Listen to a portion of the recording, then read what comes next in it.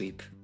Right, and this was our schedule that we had being shown. We're gonna have the first game UPDG versus WW. Kind of lost the main screen there for a little bit, but that will be back very shortly as could be utilized for later rounds, and it looks like we have the team roster. Of course, Panda being in the sky, but now we're gonna be able to see WWW's team roster. Adding Chinatown and Moon River Park and WWW. We've seen IVL and IJL as well, right? Excitement Goatman up against a novelist. He decides to spawn during the corners. Oh, and it does look like he has as PP, and then double flywheel here on Yoshi as novelist, and of course as me.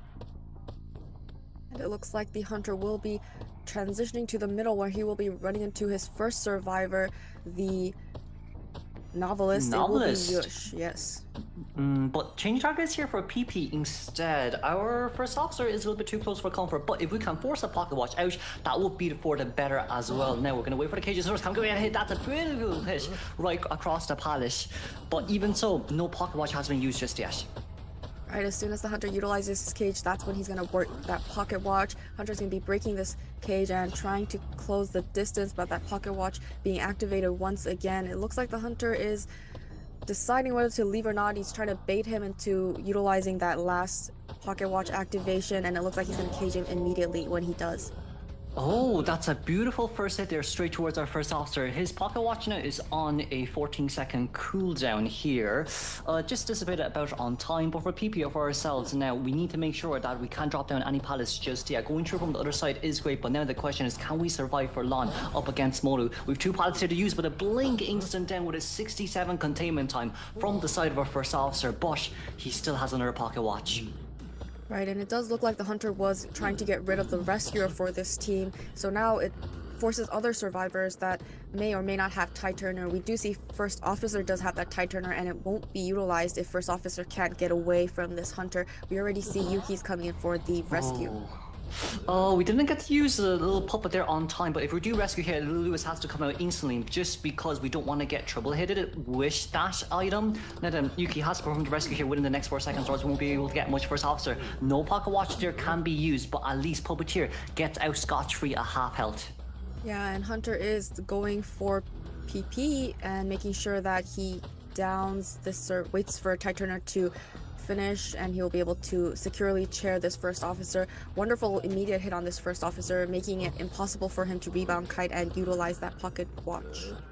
I think in this point, right, Meowpie has to be the one that comes into rescue. Preferably speaking, if he dropped in a shell shock for first officer and first officer manages to pick it up, we still have a chance to utilize that mini shell shock and instantly pop our pocket watch for a beautiful rebound kite. But it seems like we're not able to see, we're going to be able to see Novelist slowly making his way in, but Meowpie trying to come in for the backdoor rescue potentially. Yeah, but Meowpie does have that wanted order, so the hunter's aware of his location. It looks like the survivors are going for that double rescue scenario. Yush is nearby, and the hunter is just waiting for one of the survivors to approach this chair. We do have a mini shell shock on the side of our novelist. That's a very beautiful page use there, and a nice mini shell shock there. We still will be able to tank the damage, no problem at all. But first officer still has pocket watch usages, so it's still okay. Cypher Machine's currently at almost 4.5 done. Yeah, survivors, there's 2 survivors inside the cage, which means one survivor can help break this cage while the other survivor is taking the chase. In this instance, Hunter is not able to get the hit onto this first officer. Now his pocket watch is almost over. He's running out of options, and the hunter isn't losing track of them quite yet. Oh, but there's a mini shell shock on first officer. First officer, can we get it? We did use it, but who did that hit? I think that was a chip damage onto his first officer instead, because we got a cage done on time. Novelist finally goes down, but 44% Cypher Machine here remaining. Is Meowpie nearby? No, Meowpie is trying to heal the survivor. That's the first officer here, but how much can we get from this? That's a beautiful body block, but the Cypher Machine has yet to be touched. Now we have 1 survivor down, 3 survivors with a lot of injuries stacking up, and no Cypher progress. It looks like they're trying to prolong this life of this first officer, but at what cost? Blinks right through and is able to finally down this first officer. It is going to be his 3rd chair, so he will also be returning back to the manor. Novelist is at 99% self-heal rate. We're trying to get Professor to come in to heal, but if that's the case, no one can get out in this way. Professor with that wanted order. We see Meowpie and Yoshi nearby right now. Novelist at around 50% storybook charges. We've 60 stacks of resentment. Yuki just started a new Cypher Machine, but everyone is so injured. Yeah, I mean, he's going to be able to down this survivors pretty easily if they just get caged. And they have 2 Cypher machines, but they're all at 40%. Not a lot of progress. Hunter putting a lot of pressure onto these survivors, and it looks like his next target is going to be Meow Pie. Utilizes his shell and is able to push the Hunter back, outlast his cage. Hunter is just changing targets at this point.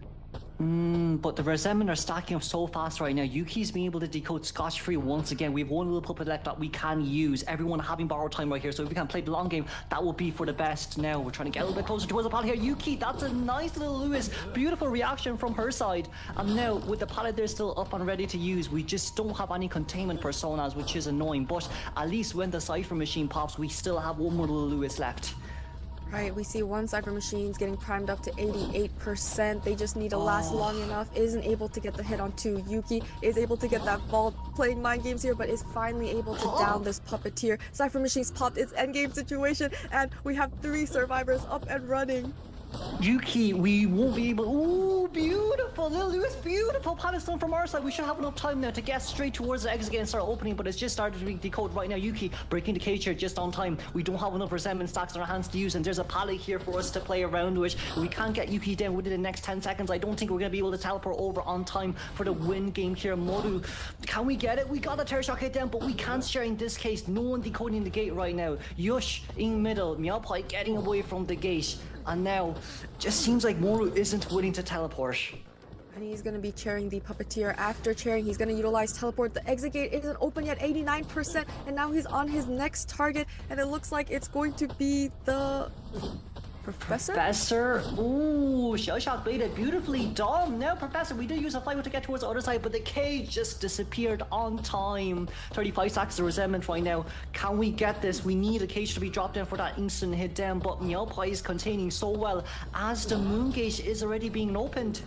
Yeah, they were able to get that backdoor save onto Yuki, opening up that moon gate. Hunter doesn't have teleport left. He doesn't have much resentment either, so he's going to be chairing Meow, and it's looking like a 2-man escape at this point. It's a really good endgame there played by UPDG. We had 3 survivors endgame and Yuki solo container here of 232% decoding progress with a Blue instead. It's not bad. Heshen playing very kind of riskily here can change, and it will make Hullabaloo lose their target. And it looks like he's going to be spawning near the Christmas tree and heading towards the middle. He's not going to be seeing or pursuing Rai Kawaii. Yes, he is going to be going for his first target, and it does look like it's going to be the Gravekeeper. Gravekeeper first chase, it's not a bad idea. However, the only issue that lies within this is, as we saw yesterday as well, right? He can now dash towards the next nearby pallets if he wishes to do so. So he doesn't even need to fully consume his shovels just yet. But I do think Heshen wants to either wait this one out or just to get him out instantly as well. That's a beautiful double surprise from our Hullabaloo. Yeah, and it does look like he has the black and the red bomb on him so far. He has to avoid that white zone. He's trying to transition into this pallet, but the Hunter got there first, is able to get the first injury onto this Gravekeeper. But a beautiful second pallet stone there as well, right? We see Explorer with 50% page progress already. Gravekeeper, a second shovel here being used too. We still do have double surprise here, but I do think from Gravekeeper's point of view, it would be better to dash if there is a double surprise, but that's a brilliant twirl from his side, and there's a pallet drop down here too. Right, going to those areas where he knows the pallet is dropped so that I can buy him a little more time, a little more distance, and he's making his way all the way back to the walls, corners. Hunter's gonna just try to close the distance by utilizing trapeze. He's waiting to get up here at this pallet. Hunter's expecting this and trying to get him out of this shovel form, is able to do so. Oh, gets the red and white bomb so far and downs him immediately. It's threefold Cypher Machine stun though. Explorer Cypher Machine at 50%. We could just instantly pop that Cypher Machine. We see Alesh as well as the Magician finally popping up that one too. He's not really running away from the chair. He's more or less hiding near it, just so we could potentially maybe sell for it. But it's a Hullabaloo we're talking about right now as the Magician gets found instantly. Right, and it looks like he's going to utilize his first illusion to make it to the chair. He's very close by, needs to be careful of the peeper. Is going to take the first injury, get that rescue immediately, and try to get out of this vicinity. Flywheels to avoid getting that down on the Magician. But a bit unfortunate we don't have an extra tie turner here to use for Gravekeeper to get out of the area. However, if we see Explorer here, we did use around 13% of our pages. Not Novelist. Gravekeeper is going to be chased back on towards the chair, and now it'll be Novelist novelist who's going to be nearby to give this tinnitus. Right, but are they going to be risking this rescue is the question. Oh, he's so close to the chair. It does look like the hunter knows a general idea where the survivor is, but doesn't know exactly where he is. He does have a peeper nearby. We see 3 cipher machines are completed, and it looks like the novelist is going to go for that rescue. That's a brilliant no-damage rescue there. What an angle. Didn't even see that coming from him as well. But now, Gravekeeper, we're missing 1 snowball here as we finally get that instant hit down. Kaisan here on the other side. We could not get that double surprise with the snowball landed on towards Novelist for the half-health damage hit. But it's okay. Still have teleport ready on our hands to use. But there is only 1 cipher machine left, and that's Explorer cipher. Well, and that's Magician cipher machine, because Explorer has 87% page progress. And is going to utilize the clone to look for the survivor. There's one right nearby. It's going to be Kaisan. Oh, that's a brilliant fly wheel here to get out of that double surprise. But a terror shock hit down on Kaisan. We thought we could vault over that, but Hullabaloo is just too fast on his attack speed. Yeah, and it doesn't look like he's going to utilize that page to finish up that 4th cipher machine. Last cipher machine at 42%. Hunter's going to be chairing his next survivor novelist. It's the first time Alet's already in the vicinity, but Hunter has already spotted him out. Oh no, that's a double ball immediately on towards this Magician. That's not a good plan right now. We're going to be able to get that instant hit down on Magician. Explorer not near any cipher machine just yet, because that cipher was meant to be Magician's. We did get an abnormal out, but even if you reset that full cipher machine with abnormal, no one can come decode it anyways. So from the side of Explorer, this is a really good benefit for him.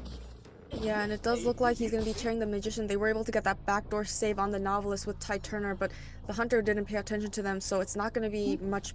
They're not going to see the benefits of that Ty Turner. Now the Hunter is looking for this Magician. Explorer will be running into him as he's going for that rescue. That's going to be no half-health hit there just yet, but we're finally going to be able to land it there just on time. Can we maybe get an extra hit on towards Magician? Magician, 1 mud ball left when he goes down, but it seems like Explorer will go down here first. Alet is still nearby, but getting Explorer down is the best option because we can just locate where Magician is with our double surprise. Yeah, and the injuries are stacking up. There's no survivor that can come in for this rescue. They need to prime up that last cipher machine. They did start a new cipher machine at around 60%, 70%, and Alet is just waiting around for that cipher machine to be primed for maybe get a rescue. Flywheel, he is able to avoid the hit, but it's going to be going down immediately. It's an 84% cipher machine. We were so close yet so far away. The abnormal kick was banned from Heshen, but it just wasn't enough with the decoding speed here. Kaisan trying to get that cipher machine decoded as we do have borrowed time after all. But in this case, 1 last snowball left on our hands to use. We don't have the tension here, thankfully. But even so, Novelist, you can't really survive for long. We're just 1 more ball away from death, and there we go. That's Novelist down as we congratulate Heshen. But it was after the Gravekeeper was sent back to the manor, the survivors, Goatman, to come out to try and counter this survivors. Big WW will be banning off Lakeside Village while Cover just came out, so we might be looking for a lot of no damage, but it seems like in our case we're going to be spawning at tram spawn near the. We're going to bring warp with this one as well, especially after Hullabaloo's trapeze nerf. And it looks like he'll be going for his first target. He will be running into the mercenary towards the middle. It's like gonna make sure mercenary gets off that cipher machine. Is able to get that black bomb with this clone.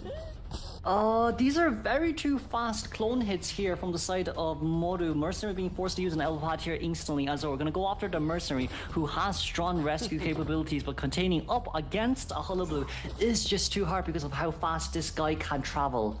Yeah, so you're going to be throwing down all the pallets here. And is able to get the first injury onto this mercenary, reapplying that white bomb. Now he's transitioning to corner house. He has 1 elbow pad left to utilize, but he's being sandwiched between the clone and trying to make it to this pallet. I think it's still okay though. We see Lucky Guy with an extra doll there as well on his hand, so the cipher machine decoding progress should be fast enough, and at least Gardner still having that tight turn too, so even if Mercenary goes in here, no, the vault over! We shouldn't have vaulted over that. Moru wanted to go over the pallet, not the whole structure. Yeah, but he is still able to get the hit onto this Mercenary. Mercenary is going to be going down soon with that delayed damage, and waiting around here at this pallet. Still wants to buy as much time as possible. But you know what? I think the good news now here is Lucky Guy has decoded his cipher machine to 50%, so he's now using his auto to control it as he's now rotating towards the 4th cipher machine. We see Yuki here as well, who was very close by towards that chair, is now becoming the bait as Lucky Guy is coming in, as you can see bottom left, for that backdoor rescue. Yeah, I mean, Cypher progress, they have a lot of progress on all three Cypher machines. Mercenary can still, even if he does get hit immediately, he still has that delayed damage where he can transition away. We're gonna use the stun gun from the lucky guy, getting that rescue at full health for the Mercenary. It's a bit unfortunate. Lucky Guy didn't have enough time to get an item for Mercenary here, but at least he's able to pick up his doll here once again as Momoka is now nearby. Can we maybe drop down? We do have an airbag here to use, but it needs to be go straight towards the graveyard window. That's a very beautiful job there, but we will still go down because of how fast this Hunter is. Yeah, Mercenary with that delayed damage, trying to buy a little more time. We'll be getting that Vault. Hunter will be vaulting right behind him. He's going to be getting rid of this airbag to make sure the survivors can't utilize it to come closer to the chair when they're going for that rescue. We'll be bringing the Mercenary to the chair for the second time. I'm in this case scenario, right? We've 3.5 Cypher machines done. I don't think anyone should come into rescue, but probably speaking here, it's just because we're too far away and it is a max present Hullabaloo, and we don't know what trait she has just yet as well. So we can kind of predict that it will be a warp. So from the side of UPDG survivors, leaving this Mercenary would be for the best, as we're only one last Cypher machine down. Yeah, because in this area, it's very open. It's the railway tracks. They don't have any items to work with other than the fire investigators airball, but it looks like the Hunter has noticed survivors are not coming in for this rescue. He's going to finally utilize his ability, utilize warp to get closer to Meow. But this is bad though. All the pallets here has been dropped down by Mercenary early on, so Momoka might not have a lot here to work with, excuse me, as we're trying to get that airbag down, but that airbag was misplaced! Oh, and he's able to get the down onto the fire investigator, get rid of his airbags. Now the fire investigator doesn't have any items to work with, and the Hunter is going to be carrying him closer to Yusha's Cypher machine. Yeah, Yoshi here, 29% decoding progress on her final Cypher machine. This is really bad because there's no other Cyphers nearby as well. Maybe in Graveyard it wouldn't be such a bad idea, but where is Gardner coming for the rescue here? Lucky Guy is in quite a bit of a pickle. Right, with Gardner has Ty Turner, so if she can just get this backdoor rescue, that will help. Oh, she was able to get that backdoor rescue. Now the two survivors can transition out. We got the pallets done by the Lucky Guy and the use of the perfume. But we still do have one last flower on our hands to do so. So Lucky Guy, beautiful flower from our side. That's what we're looking here from the side of Yoshi. Can we decode a Cypher machine? Yes, we are from the other two, but it's Yuki who's the one decoding, and Lucky Guy already at the graveyard Cypher. And it looks like the Hunter's coming back towards this fake gate to pressure the Cypher machine. Yuki's going to be taking this next kite, but she is at full health and the tram is waiting for her. Wasn't able to get onto that tram. It looks like she's just going to go for this double pallet area. But it's okay, Bubble is up here just on time as we're able to get straight towards that 2 pallets. But see here, right, Lucky Guy with 37% decoding progress, alongside with our Fire Investigator too, decoding at middle. Yeah, we have 2 Cypher machines. They're around 50 and 66. They just need to get 1 Cypher machine crammed. Is able to get the injury onto this Gardner. The injuries are stacking up. Yush trying to push that Cypher machine. Hunter's going to be pushing him right off that Cypher. And it looks like he's going to be going after this Lucky Guy next. You know what? I think it's still okay here. As long as Fire Investigator and Gardner heals, that's all what matters here. Lucky Guy still have full health who can't contain for such a long time. But it's 2 survivors here without borrowed time here. As Lucky Guy, we've only gotten 1 snowball on towards him after using all our double surprises. What are these sidesteps? Yeah, I mean, Gardner has finally been healed up. Last Cypher machine, 96%. This is the end game situation. We have 3 survivors up and running. They're going to pop that Cypher machine. And Lucky Guy trying to stay alive here at this 1 pallet. The good news here is at least Moru still has that detention, but he's not able to get a hit on. He did finally get a hit on there, but look, the warp is ready, but the X-Gate is ready at 50%. Meow currently at middle, near that dungeon. But if we do decide to warp out here without checking around, it will be bad news for us. Moru being able to hear where Dash Fire Investigator is. But Fire Investigator, no items left. Can we get out here on time as we just lost Tinnitus? Right, it looks like after losing tonight, he's going to utilize warp, but the exit gate's already open. The survivors are at the exit gate. She's trying to get the bombs onto them, but it isn't able to do so, and that's a 2-man escape. For long enough times, they're switching out more than enough for the UPDG survivors and hunters for the leader as safe as possible away from the hunter. Heshen is going to be spawned. 1 helmet is basically 1 wheel form change. It's not that. Inside of his wheel form right away, he's going to be heading towards the middle where the knight was. He's already transitioned out, making his way to the 2nd story area. Hunter is going to be changing targets. Now he's going towards the fake gate. No survivor in the vicinity. Looks like Alet's already transitioned out. Hunter is slowly closing in onto the survivor, and it looks like he's going to be going after the first Fire Investigator as his first chase. We just missed that airbag, which is so unfortunate there. Heshen used up his speed boost just so we can get that spike instantly as well. But it's okay though, this is the best area to actually contain up against, you know, a breaking wheel too. So I would say for Alex, he has quite, not an easy time, but it will be a little bit more simpler when it comes to mind gaming up against this wheel. And it looks like he's doing a very good job dodging that second spike.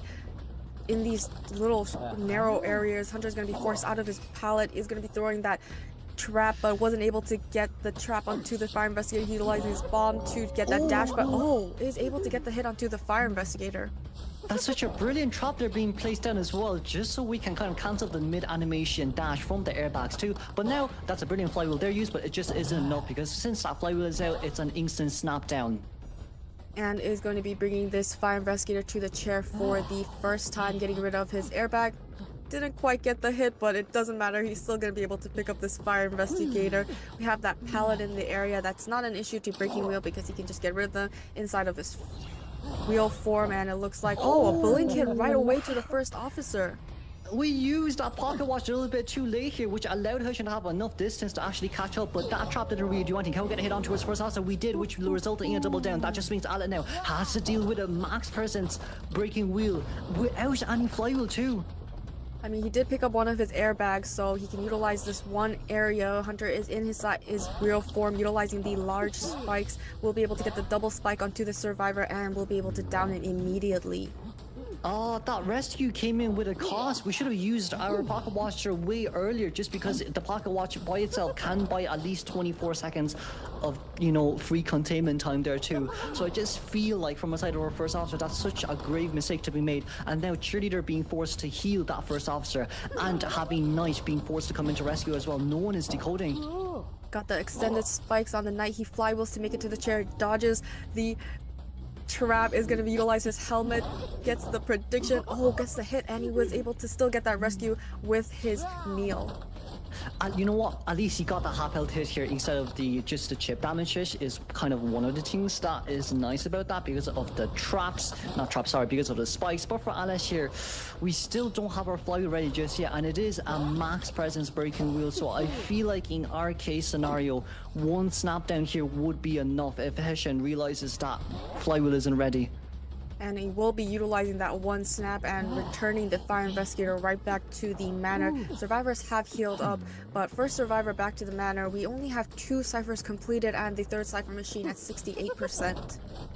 It's so bad here because, you know, Heshen, what he's done really well is he's gotten rid of the fastest decoder, which is Fire Investigator, who's on this team. Now you're left with a 50% decoding debuff team comp here, and with Peepers as well to furthermore stack that up. Here we can see we're chasing after Kaisam, who now, yes, he did use his not pocket watch, he did use one of his helmets, so at least it's less items for him to kite against a breaking wheel. Yeah, Kaisam trying to kite this Hunter inside of the basement, but it looks like he's able to get that first prediction. Hunter is just going to wait out that second prediction, body blocking to keep him in this basement. Is able to get that trap on him, drop down hit. Now right back to wheel form as he's making his way to the second floor. He's going to be transitioning away.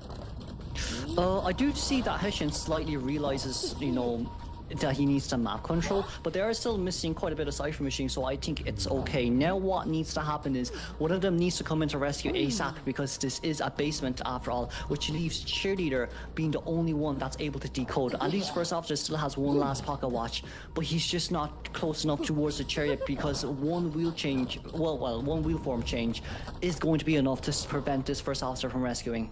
Hunter is making his way towards that cipher, but Tinnitus stops him in the way. It looks like he's noticed the first officer. He's going to utilize his pocket watch early this time to try and make it to that chair, but he's still quite far away. Hunter's just going to be maneuvering and trying to get that spike. Is able to avoid that spike so close, but will be getting that spike the second time.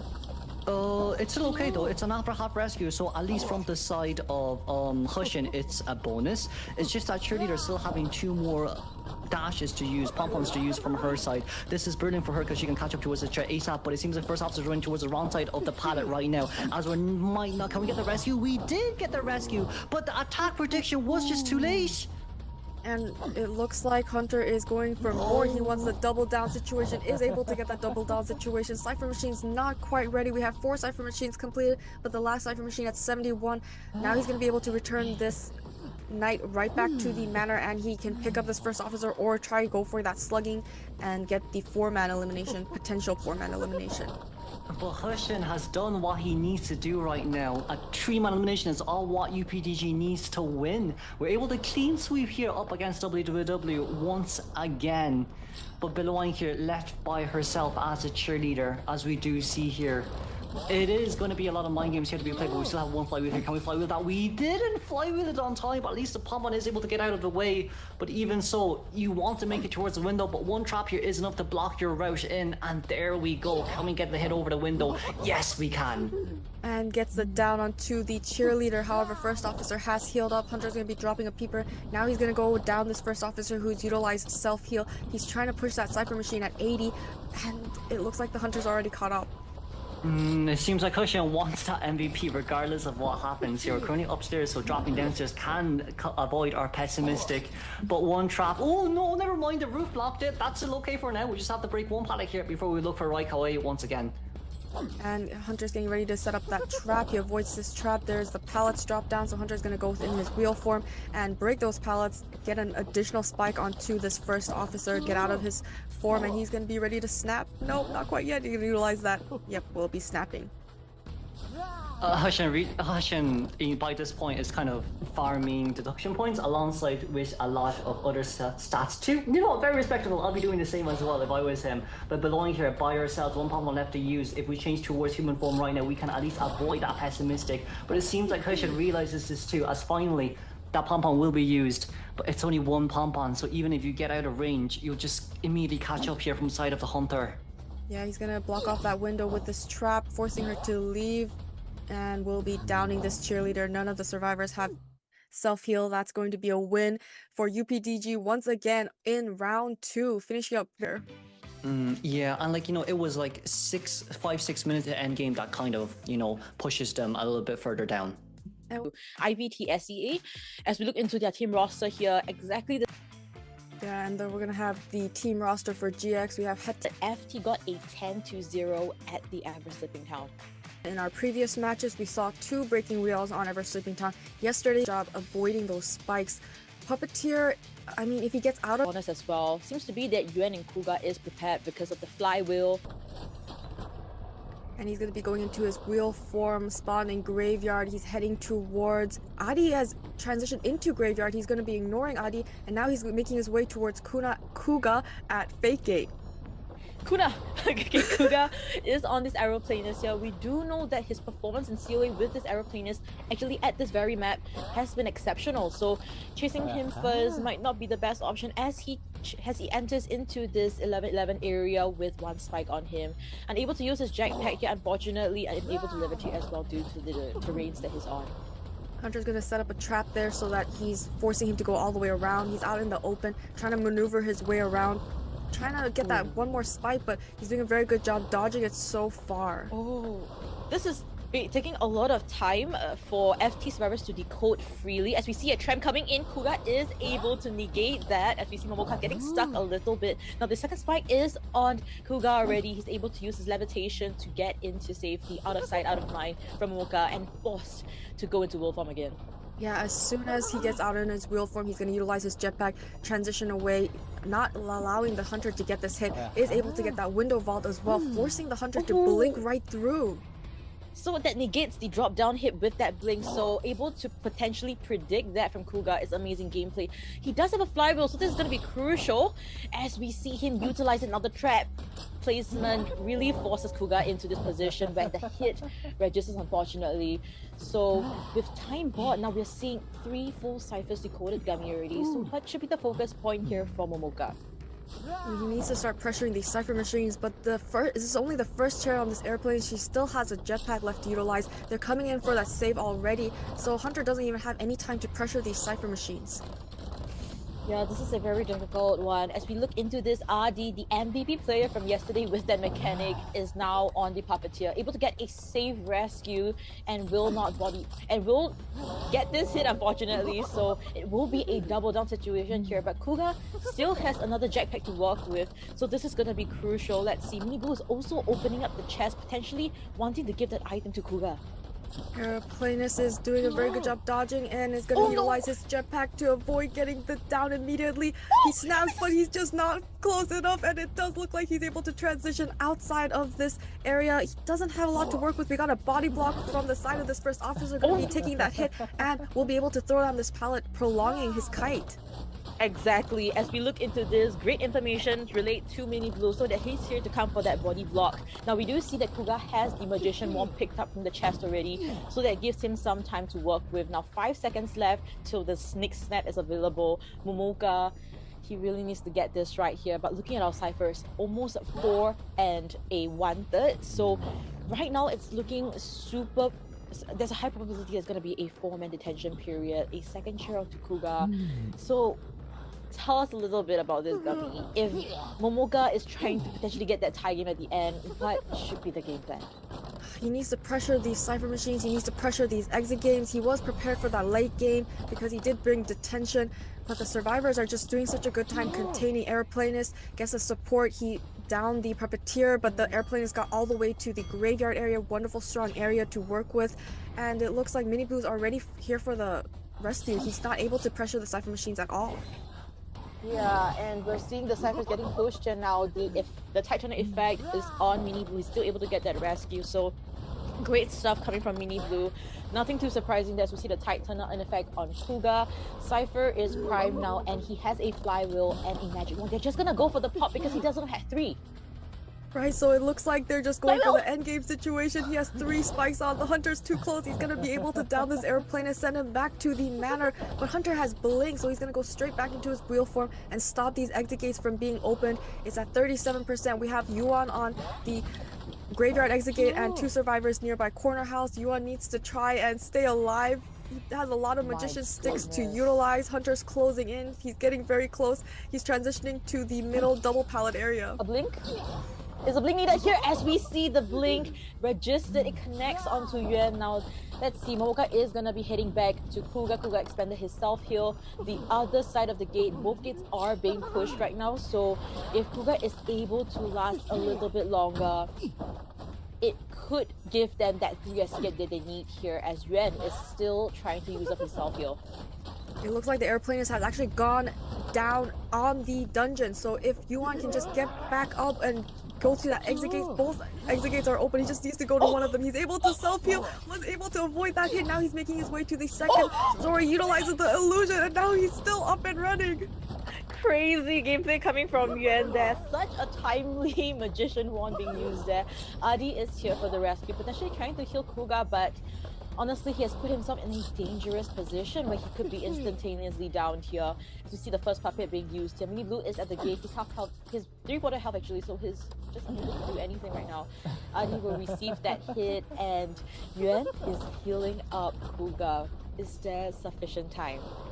The survivors are trying to get that 4-man escape. It looks like the Hunters noticed. He was able to heal him up. They're all up. They're all injured. They're trying to run. It looks like Hunter's going to be able to down this magician right away. We have 2 survivors healing each other up once again near that exit gate. And Kuga trying to make it to one of the exit gates.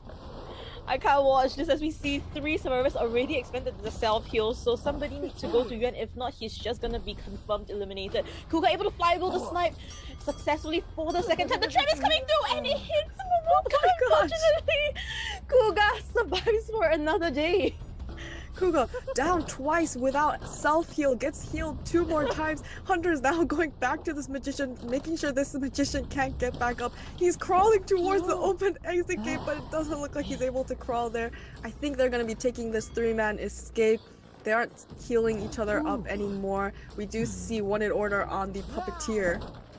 What a great start. It just became a very long, prolonged game, and FD in fact played this print out yesterday as well. So GX, go bit here. Right, I mean, getting a 3 escape requires you for the Puppeteer. Yeah, I'm not too sure whether this is a group of the persona coming. Yeah, we have 3 borrowed time. And the Goatman will be leaving this graveyard, heading towards Marat as the first chase is going to be the Airplanist. We do have enough resentment. He's just looking for the right time to set up his first cage.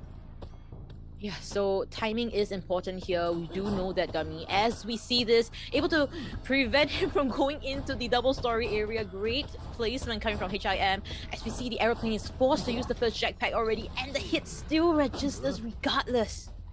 Getting the hit immediately within the 2 cages, he just piled up the cages in case one breaks. He'll still have him caged on the second one. He's making his way to the second story. Hunter's getting ready to set up his next cage because now he has enough resentment. He's trying to hide behind the walls here, but he's going to be caged. This is such a tough watch as we see the hit onto Maran here. And mind you, there is that basement here to work with. Blink is only still on cooldown, by the way, 3 more seconds. So this is a very quick down in the first minute into this matchup here. Only 1.5 ciphers completed. As we see first off on the bottom left, already running down to the basement. So this is going to be an early rescue coming from Skyfall as we see him potentially trying to buy some time with the watch. Yeah, I mean, at least he came in here early. That's very important. This is a basement rescue. Is going to be able to get that chip hit onto the first officer. He's going to get that rescue. He has Tide Turner available. The survivors are trying to get out of this basement. The Hunter's going to try to do that drop down hit. Is able to get the immediate hit onto this airplanist. So airplane is just transitioning out of this basement as Tide Turner slowly runs out. Yeah, and able to give that second skill, unfortunately, from the side of Maran. There was nothing he could really do as well, unless he expends his item, which is not ideal because he would want to use this as well as his flywheel for a second kite. But considering that HIM still has the blink in his hands, a second kite might be something that we can wish for, but it's really, really hard. Yeah, it's looking very hard. He does still have 1 jetpack, so if they could just body block, it looks like Hunter's gonna be getting the hit onto the first officer, getting the rescue once again. Mara trying to hide behind these 2 pallets. Hunter's gonna be able to cage him right away back into... Oh, he's gonna get the hit onto the first officer. Nah, you think I'm focused on Maran? No, I'm actually looking at you, Skyfall. I want to get that hit on you to get that double down. Slow down the coding progress as much as possible. As we see HIM playing around with his cages here, Maran in a losing situation. He does have a flywheel and jetpack. He needs to make use of this. I see a blink also still in his hands here. Forced to use his item. And Maran survives for a little while more now. A blink will not be used here. A basic hit is all he needs. Skyfall has been killed fully. That fast. Right, 3 cipher machines have been completed, but the first survivor is already returned to the manor. How are you going to get all 3 survivors out? Very tough situation for the side of the survivors, but they have healed up the first officer. Hunter's now looking for that new chase. They just need to finish up these last 2 cipher machines. Yeah, as we see this, HIM already finished up his bare minimum, right? At least he got that 1k, but of course he doesn't want to settle for that. 2 ciphers remaining. In fact, the 5th one has yet been touched. And think is that all of them are healthy. Hunter still has a blink, and now that we are seeing the waiting game, right, the resentment is also being built up. So an instant down could be possible here for HIM. He's just having his stroll in the park at this point. Yeah, survivors being very careful. They don't want to allow the Hunter to pressure the cipher machines they're working on. So they were barely touching those cipher machines, but it looks like the Hunter will be running into Anusoran X, the Magician, inside of Graveyard. Yeah, so this is gonna be hard first chase, right? 3 Magicians, 1 plus a flywheel. How are you even gonna down this Magician? Unless Anusoran really makes a huge misstep here, able to use his first magic wand to get a terror shock hit connects onto Anusoran. That was really unfortunate. It seems to be that Anusoran might not have potentially predicted that the Hunter has blink in this round. Hunter was holding that ability, and none of the survivors really knew what his ability was. It looks like we're going for an early rescue by the puppeteer, but caught off outside of the graveyard. Will be utilizing the puppet form to break the cages. Hunter just setting up cages on top of cages, and puppeteer continuously going back into his puppet form. Second puppet form will be running out here soon, trying to make it to this chair. He has 1 more puppet to utilize, which he will for this 3rd cage. It's just really hard, right? He didn't use a lot of resentment to down the Magician. Just a terror shock blink was all he needed. Now it forces a situation where Neru is denied of this rescue. He's this far away from the chair. He couldn't even enter the graveyard area. That was how serious the situation is. Resentment being built up on this Goatman is a no joke situation here as we see Skyfall coming in for the rescue. Hunter has tinnitus. He knows there's another survivor coming in for this rescue. He can just delay this by just using as much cages as possible. He has 2 cages ready. He's going to cage the first officer. He's going to take a hit inside of this cage.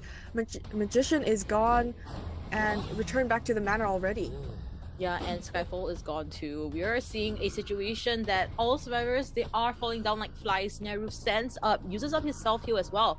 So he does have puppets to work with, but how much time can he buy? 2 ciphers remaining, a basic hit through the pallet connects.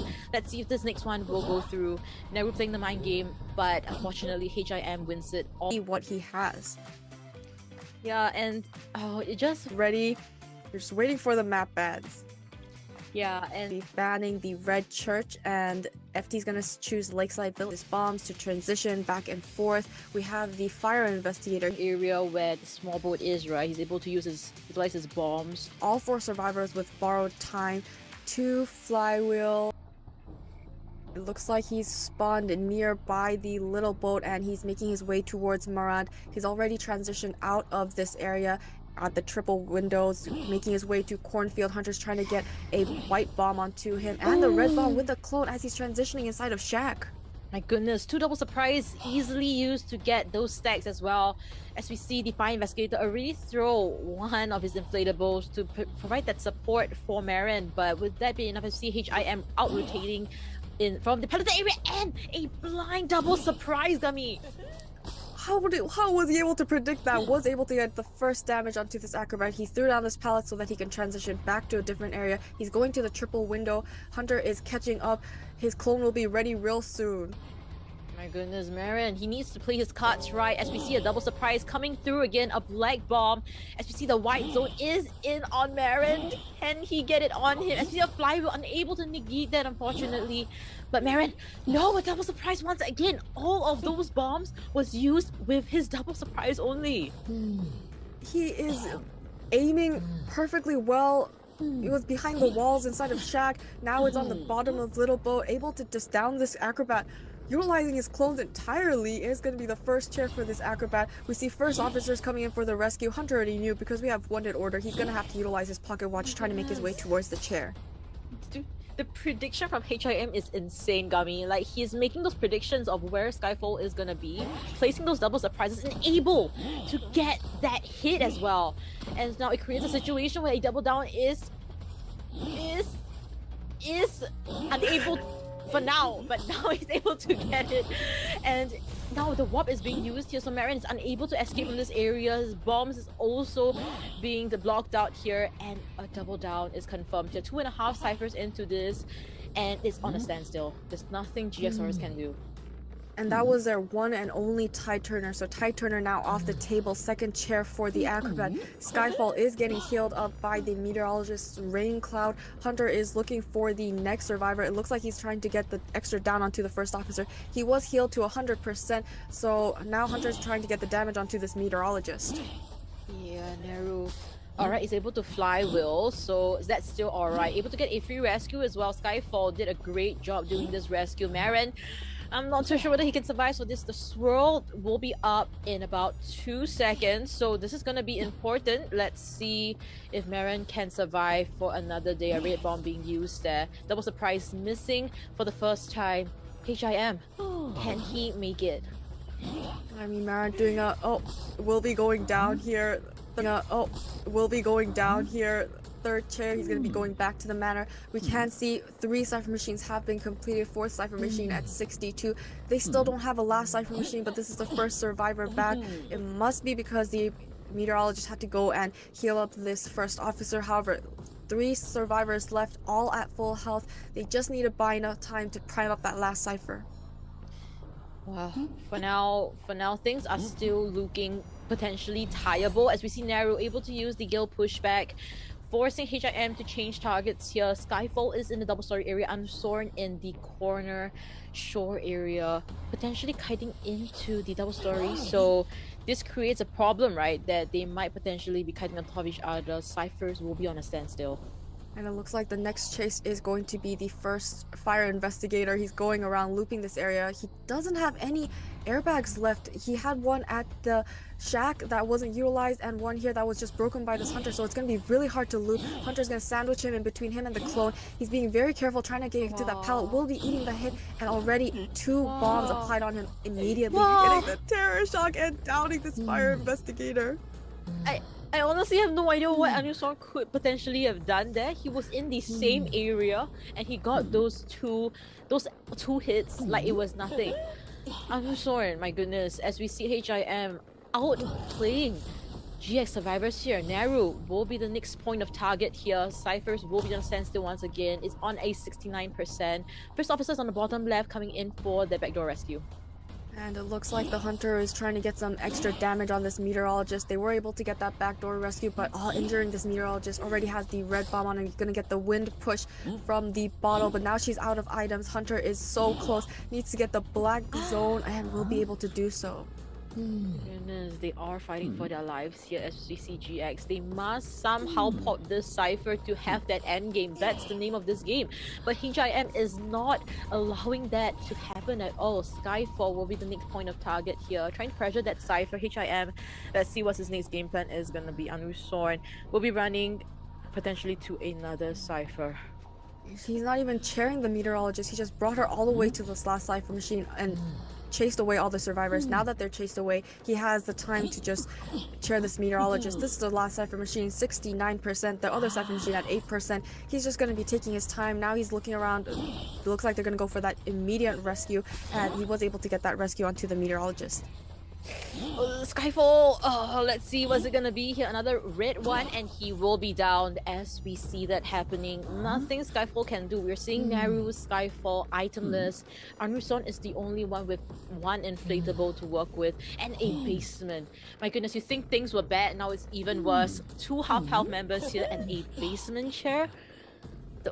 I'm not too sure what the game plan could be here, Gummy. I mean, the cipher machine with the most progress is also here. They're feeding Tinnitus, trying to prime up that last cipher machine. If it's primed up in time, they can go for this rescue because all 3 survivors have borrowed time. But Hunter already spotted out this meteorologist, and now he's going to try to down her before she makes this rescue. They're running out of options here. He has double bomb and is able to down this meteorologist. The basement is here. Is he going to go for that slugging method, looking for more? Or is he going to be happy with this 3-man elimination? Yeah, it seems to be that he wants to be safe rather than sorry, because it is that last cipher. He's unsure how much the 11th cipher's progress is. Now he is aware, so HIM, he will be tunneling down onto Anuson, able to get the red one on the double surprise, another black one, and the white one. The white zone, and Anuson will be down. 2 of them are already on the chest here as we see the last fly popped on the floor. Once again, with this Hullabaloo on him, he's 60, so evened out between the survivors, but that also means 4-man elimination with this nightmare. We know it's definitely possible. We've seen it. It's where the hunter is heading towards, so this is going to be great information communication. 4 borrowed time, so we'll have that trait ready during the IJL. Oh, it looks like we're gonna get started right away. Hunter's gonna send his crow towards Mini Blue, and it looks like it's going to be the mercenary gonna take out that stable rescuer in the very beginning. Seeing the trail marks here and trying to catch up, breaking this pallet. Yeah, this is crazy. I was gonna say like mercenary is gonna be the one telling the information right now. They're gonna tell them that he's getting chased here as he hit into the 11 area. Looking down for that speed boost as well. So Momoka, very detailed gameplay coming from the hunter's side, very expected. As you see, Mini Blue still able to kite it out, expending his 2nd elbow pad already. So this is gonna take a very long time. Momoka in a lost situation. I think he lost track of the mercenary for a little bit. That elbow pad away was a little unexpected and he wasn't able to see it, but he has caught him back again. Seeing the blood trails, is just slowly closing the distance. Need to get the mark on this. He does have the mark, so he just needs the ability to jump and get the first damage onto this mercenary. Yeah, he needs to get that terror shock, and that would then be a good step in the right direction for that 4K, because 4K or nothing for Momoka here as we see him still looking down on the ground for that speed boost here. It is working out as of now. We're seeing that on the top left hand corner. Mercenary still able to kite it out, right? Expended all his items already, no kiting bullet and all, but it's just FT. That's all I can say. unable to get the first hit. He's out in the open. He doesn't have the mark quite yet. He's dodging. He finally has the mark and will be able to land the first hit onto the mercenary. But 2 Cypher machines have already been completed. He's going to have to utilize this warp. He gets the pallet vault. Hunter's breaking every single pallet, but he's not able to down this mercenary. And finally able to land it right for the second time. So first kill has been popped off. They do know that Hunter did not bring insolence this round, and a 3 full Cypher kite from Mini Blue the mercenary. In fact, all the other 3 are decoding so fast, nothing is stopping them, and he's down at an area where the Cypher will not be decoded. Yeah, all the survivors are very far away. We see Yuan on the deck. She's trying to make her way on the ramp, and she doesn't have that cloud, so she can just ride the cloud, make it to the chair, and it looks like, oh, she's hit out of this cloud. A mistake on the side of this meteorologist. This could possibly give the lead that GX needs. Doesn't look like she's able to approach this chair. Hunter is on this meteorologist. He's looking back at the chair. The rest of the 2 survivors are too far away. Yeah, I love the fast reaction coming from FT survivors. RD specifically able to make a huge dash towards the chair, but it will still be over half. RD will be coming in for the rescue without tight turner though. So if Momoka is able to tunnel down on this mercenary or potentially force an early rescue, it could create that opening for him to potentially start that snowball. As we see RD keeping his distance, Tinnitus is being propped up here by the survivor here, RD. So Momoka still unable to... They are not going to go for this rescue. Psychologists will be using that Wi-Fi heal effectively. They're going to be very careful. They only need 1 man escape, so they're able to sell this survivor. He was able to kite 3 Cypher machines. They just need to finish up those 2 Cypher machines. They're not going to risk it. An early hit on the meteorologist hurt the team survivor side at this time, so they're just going to get that heal onto the meteorologist. Hunter is now going to try and get the hit on the meteorologist once again. Yeah, but he's looking down again, but the speed boost is not coming through as we see the meteorologist will be seeing the next chase here. The first hit registers quickly this time round. It seems to be that maybe chasing the mercenary might have been the worst option that he could have gone for. Momoka out of options here as we see him teleporting to RD right in front of the Cypher, and a hit connects through the pallet. Finally injuring the psychologist. She did heal up the meteorologist with that stress, so she's going to be taking the damages right away. Hunter trying to catch up to this survivor. She's hiding behind the walls, and Hunter's not able to get that mark. He needs to get that mark so he can jump towards the survivor and close that distance. Yeah, that's the thing, right? He's unable to even... Like, RD is just breaking a line of sight, so there was really nothing that Momoka can do there, as Yuan will see the Hunter's attention once again. Without any pellets to work with, he will see this down in a quick moment's time. But the Gale pushed through, so Yuan expended his last portion of that item. And when it comes to end game, he will have nothing to work with. And we have 2 last Cypher machines. 40 finally able to down this meteorologist with that jump because that pallet was destroyed. She was forced to just wait around here at this window that helped the Hunter predict where she was going to be. Will be able to chair for the first time on this corner. We have psychologists at half health. They're trying to push that Cypher machine at 70%, and the fire investigator still at full health. He's feeding tinnitus and potentially gonna go for this rescue. Alright, the teleport happening from Momoka's side. Let's see if RD will be instantaneously down here as we see him able to get that pallet vault through. So the speed boost did come through RD, pushing down that pallet, trying to buy as much time as possible for his teammates to push one of the last few ciphers. So potentially that 40% cipher, but honestly in such a tight kiting area, RD will down here inevitably. They were able to get that backdoor rescue onto the meteorologist, but now the psychologist is being carried here at the shore Cypher machine that has 84%. It looks like they are going to be pushing that new Cypher machine. It's building up to 63%. We still have Kuga at full health, and he's trying to come in for this rescue once again. Hunter does have tinnitus, so he knows he's coming in for this rescue. Yeah, Kuga is also able to get that boost as well. So he is buying a lot of time for Yuan to decode that last cipher. It is at 90%, but Momoka teleporting over once again. Yuan, I think he still has a second chair, so things are still looking quite optimistic for FT to potentially prime that cipher and go for that pop, because one escape is all FT needs, whereas for Momoka, 4K or nothing. They're starting on that shore. Cypher Machine's at 90. She just needs to buy a little more seconds, and she is doing that. She's staying out of the line of sight. Can't get the mark on this survivor, and it looks like he's able to get that vault. And now the Cypher Machine's prime. She's gonna take the hit. Cypher Machine's pop 3-man endgame. They only need to get one survivor escape. Hunter's gonna be sending the crow towards the cornfield exit gate. Yeah, so this is the game plan that FT is going for, right? They're gonna split the last two survivors, one of the two of the three survivors into two separate gates, because he can only teleport to one side at first to down the survivor, and if it's an instantaneous down, then maybe a teleport could come through, but because there is a third survivor, that's the troublesome part. That person, he teleported to the wrong... What? He just teleported to the middle of the map. He's gonna have to utilize his ability teleport and get the immediate down onto this fire investigator. But that is a one waste of a crow teleport, so he had to utilize his ability. Now his ability teleport is on cooldown. He's gonna be able to chair this fire investigator. He still has crows, but that exit gate's opening up real fast. It's at 90%. It's looking like a 2-man escape for the ST survivors. Yeah, so with that, let's congratulate FT for advancing further into the grand finals matchup with tight game. Congratulations to FT's Yuan, RD, Kuga, Mini Blue, as well as HIM. What a performance. We have the stats here. Yep, the stats here, 102 seconds of against that wheel. Everything was perfect. He timed his... Interesting, but it seems like we have to go to the team roster here first. Once again, it's going to be UPDGs. They've competed against, really eliminating them. It seems like the Hunter's going to come out from UPDG. UPDG did get a 4-man elimination up against WWW, but I would say it... The front gate furthest away from Explorer, so it opens up... to get that first hit. Oh, as we look into the personas, we have... Heshen is going to go straight towards middle there, but Gravekeeper is also going towards the Cypher Machine. However, we are going to avoid him here, as our persona points is Trump Card Attention, Wish Exhibitionist, Berserker, Nostalgic it seems, and Wanted Order.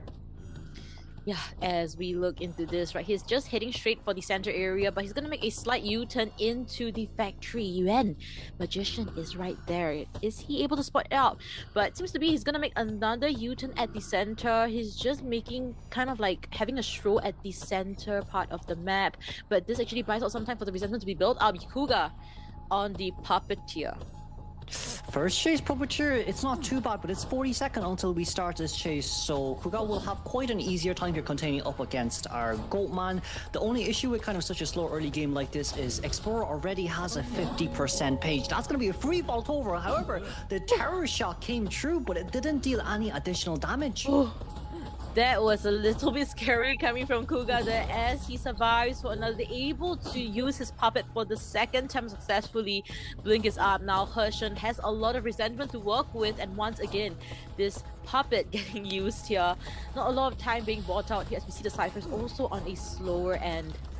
Ooh, but it seems like we won't be able to do anything here anymore. No pallets here that we can play around with. But at least the good news here is we don't have any basement nearby. So from the side of Gravekeeper or even for Magician, we can have quite an easier rescue because there's no basement. Okay, alright. So we do see Mini Blue is also getting ready for that rescue. We see him on the bottom left at the shack palleted area. So this should at least be a very safe rescue coming in from Mini Blue. Second rescue is probably going to be from Yuan's Magician's Tide Turner.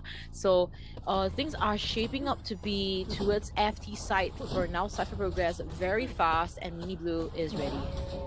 But we don't have any resentment here remaining, so Puppeteer will have an easier time with the containment. We're not going straight towards Shack here just yet. There's no one near closer towards middle here, but we can at least get behind the pallet. But the charge attack hit will be able to land that chip damage, so now Puppeteer will be rendered useless without any items remaining on his hands. Yeah, so Kuga is also running towards an area where the Cypher has already been popped. So raw kiting coming from Kuga, great stuff as we see the Puppeteer. Doesn't mind being down here with this blink hit here. Will be chat at this corner area. RD is in the vicinity. I believe he is gonna come for this rescue as even the bottom left. Oh, you know what? With Magician having Wanted Order there, at least it's nice that Explorer is nearby. However, our Cypher Mission decoding progress might just be a tiny bit slower compared to the usual. But if we can body block for this Puppeteer, that's what we need in this scenario.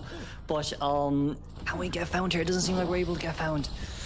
Oh no, but he's able to break that cage, so a safe rescue does happen here. He's gonna go for that body block situation here as we see Adi trying his little best here, but Kuga also on the puppet. Explorer expanded his flywheel already, and Kuga, seems like this will be the last we might potentially see. Oh, but he survives that hit. Yeah, we didn't have any resentment there for another cage down, so even if that was a terror shock, it wouldn't really matter much. Adi here still trying to body block Cypher Machines here, 92 and 76% right now. That's going to be Kuga going down here instantly. Adi deciding not to actually force heal, so we're going to maybe see an endgame scenario with 3 survivors left on the field. Alright, so this is a pretty good start for FT as of now. If they're able to get a tie game, great. If they're able to get a 3 escape, the best. But Explorer being Explorer, no flywheels to work with, we might potentially be seeing tie game here. Adi fighting for his life with this Explorer and making God's play. Oh, that teleportation over with the cage was brilliant. Adi hiding behind the cage, well, not cage, the pallet right now, trying to get something from the cage, and we did do so too. That's brilliant done by Heshen, but for FT, a tie game is really all what they need for round 1 first half. Yeah, what a great start against Heshen. Great gameplay coming from FT, and also really lucky. His Goatman is still really dominant as well. However, I feel yesterday's doctor you're going has gotten her we'll be fine. Abnormal on Goatman for quite a long time now. And of course, from the survivor side, right, UPDG, it seems to be that they are confident to reach to that end game with that 4 borrowed time as we see. And Bama will be the first chaser in the factory area, already placed on his coffin, and Yash able to slow walk out. But HIM able to still track him down there. No items to work with, no flywheels as well. And pellets start right from the get-go. That's really nicely done here from the side of our Embalmer, but it's really just 1 cage until we can get that first hit. Seems like HM is going to play this relatively safely for now as we want... Oh! Second palace!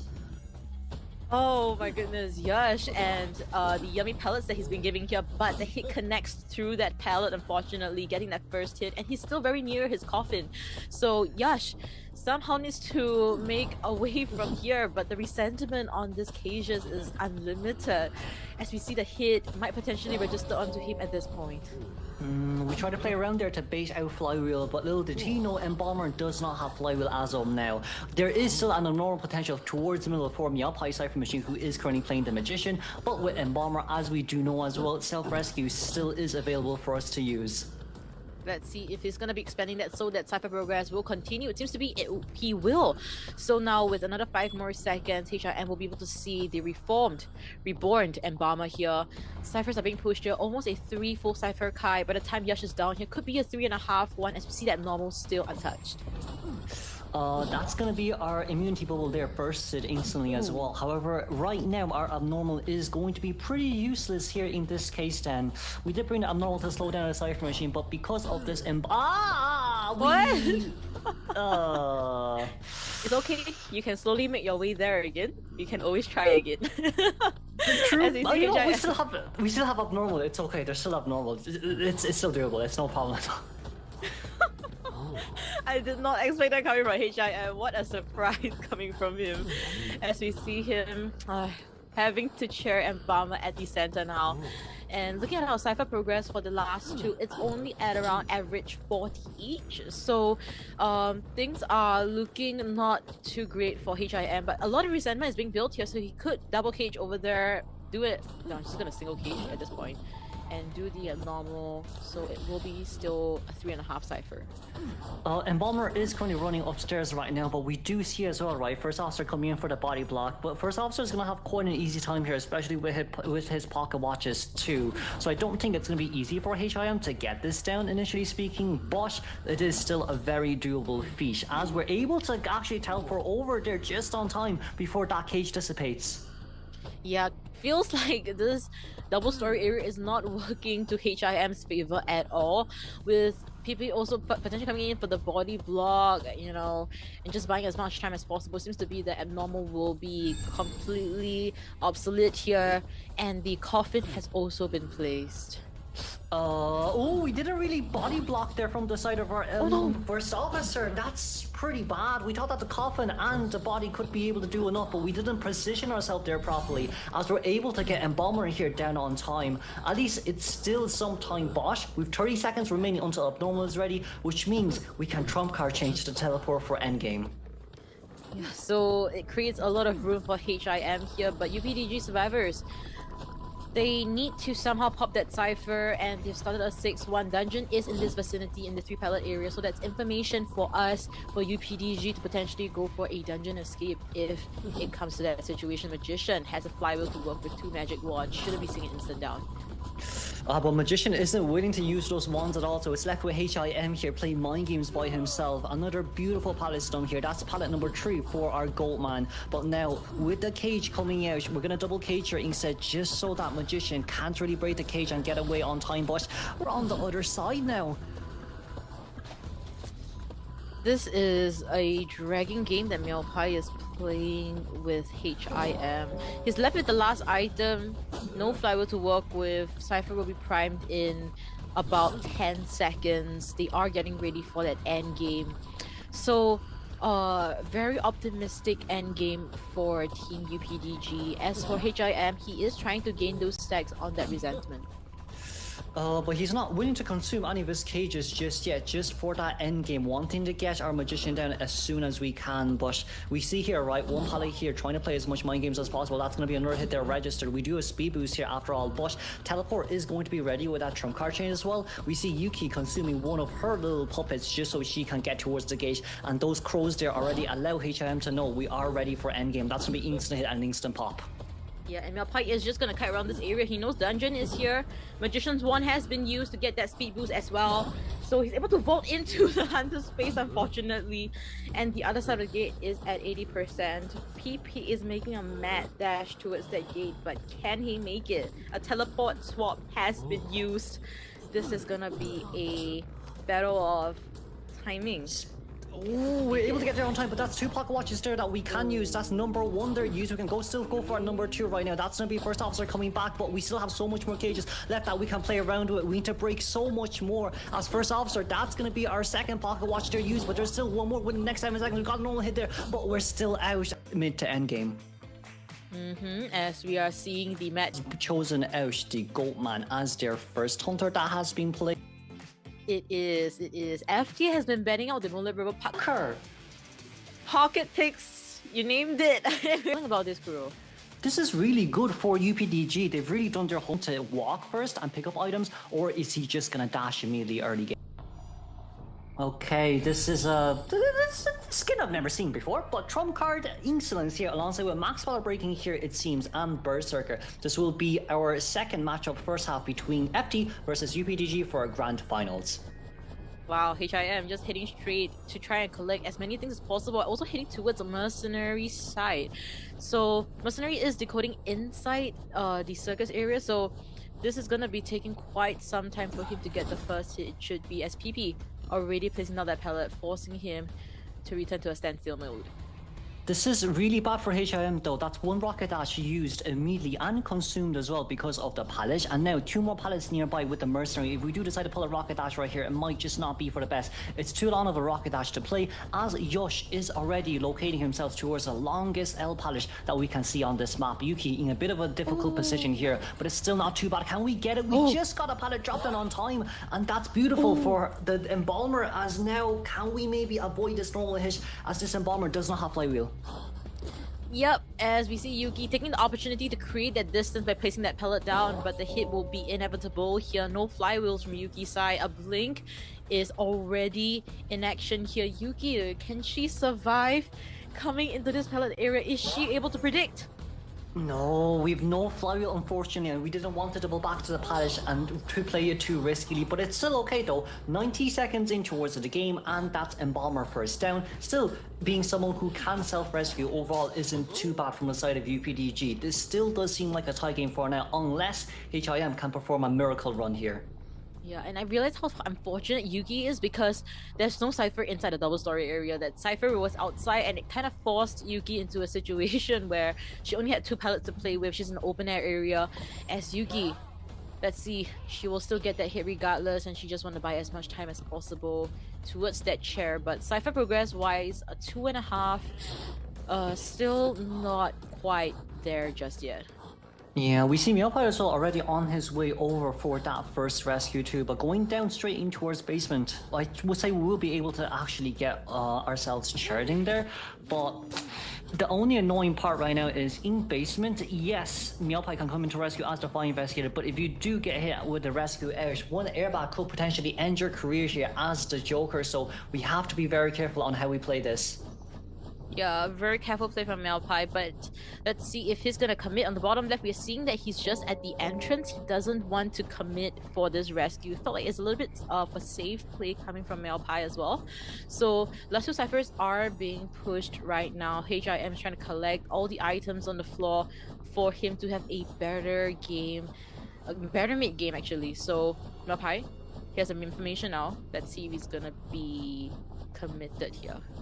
Oh, I don't think we can chase after Meowpie anymore. Can that airbag come out on time? It just did. But the only unfortunate part was that we could not force Smiley Face to consume his rocket dash, but it's still okay. We were able to at least avoid the worst case scenario here in which we miss that airbag and get a normal hit. But you see as well, right? All survivors are decoding an cipher machine each. So this just means that there's no way that HIM can perform a last cipher machine camp.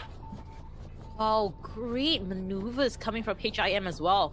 Yash will get that first hit. Unfortunately, he expanded his own backpack already, so that's not the best way to start the first kite off from Yash. But let's see how long he can last. A blink will be up in about 5 seconds, so this is gonna be a crucial play. I think from Yosh's side, he jetpacked down towards the other side, but he wanted to use Hopper on his last hop and pull, but that flywheel was baited from HIM. As we finally see the aeroplanes now going down, we know where the last two cipher machine here is shaking. We can immediately rocket dash, pull out, and look for the survivor. But it seems like Meowpie is going to be on his way over first. 2 tie turners is definitely enough for the last cipher machine to be primed. But if HIM realizes, we can just chase after Meowpie, who does not have BT. My goodness, crazy outplay, right? Coming from HIM, but at the same time, kind of to show why FT has been hiding this Moonlit River Park pick. Maybe this is the exact thing that they wanted to show us as we see the teleport denying Meowpie of this rescue. Kuro, what can be done here? There is nothing left that we can do unless we can flywheel this rocket dash from Meowpie. Beautiful fly on the rocket dash, but no HIM with the 90-degree turn angle and double back. That was a 720-degree turn there from his side as PB here coming in for the rescue. Meowpie did have a shower head on him. PP, we need to do very well on this rescue. If we get Terror Shock, it'll be the end of the day right now. It's a lot of pressure. You have 20 seconds to play around with, but you need to make sure that you don't get Terror Shocked here. Denison with the Terror Shock!